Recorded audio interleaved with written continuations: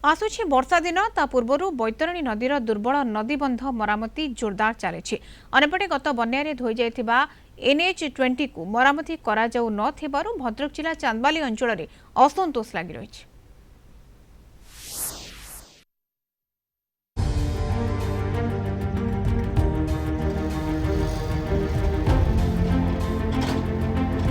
वर्षा दिन पूर्व दुर्बल नदीबंधर चली मरामती केउठी नदीबंध उच्च करा जाउछि तो पुणी केउठी बंध कड़े कड़े पत्थर पैकिंग चली। भद्रक जिला चांदबाली ब्लॉक ओळग पंचायत दे बोही जाउथिबा बैतरणी नदीबंधर दृश्य। बन्या चाष बास सब सम्मुखीन भूल पड़ू बन्यार बंधटा मन थिला खूब आगर माटी तबे पत्थर गुड़ी पड़ला पत्थर पड़ुची नदी पाखर सब पत्थर पड़ुची पत्थर पैकिंग कले सुधा एबे भी पुनाग वर्षा पानी आसिले सुरक्षित नुह बन्या पूर्व जदि एटा जदि स्पर पैकिंग करा जिवो ताले भविष्यत को आमे ग्राम सुरक्षा रहिबो एवं नदी बंध भी सुरक्षा रहिबो।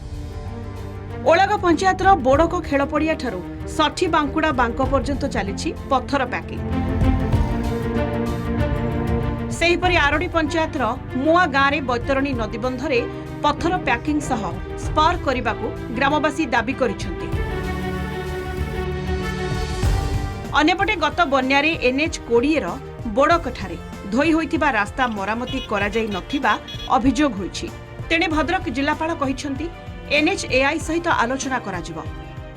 पत्थर पड़ी सड़क पाक चटाण कराई खेलबार चान्स ना ये हूँ कथा मटी पड़ी बहुत उभर भय रही सुधा तथापि आम वर्ष पर गला वर्ष कौन हम न कही हेनी किंतु आमर जिते भय रोते भय किसी कूड़ा कमिगला। NH विभाग हो जल संपद विभाग हो उभय काम किंतु NH आसुना कि जल संपद ये आसुना पुणी परिस्थिति जो ये को से से वर्तमान जहाँ परिस्थिति है पानी टुपे आसिले पुणी ये माने प्राय हजार हजार हेक्टर जमी जलमग्न पुणी हम। मु जिला प्रशासन तरफ आपण मानक एतिकी मध्य कहि परिबि जे सब नदीबंध गुड़िक स्थिति ठीक अच्छी एवं वर्तमान सुधा सेमती किसी समस्या नहीं एवं आमे संभाव्य बन्या परिस्थिति को सम्मुखीन करबा पे सजाग अच्छु। मैं स्टेट NH को मध्य जणैछु मु आशा करूची से माने मध्य ता पई विहित पदक्षेप नेबा।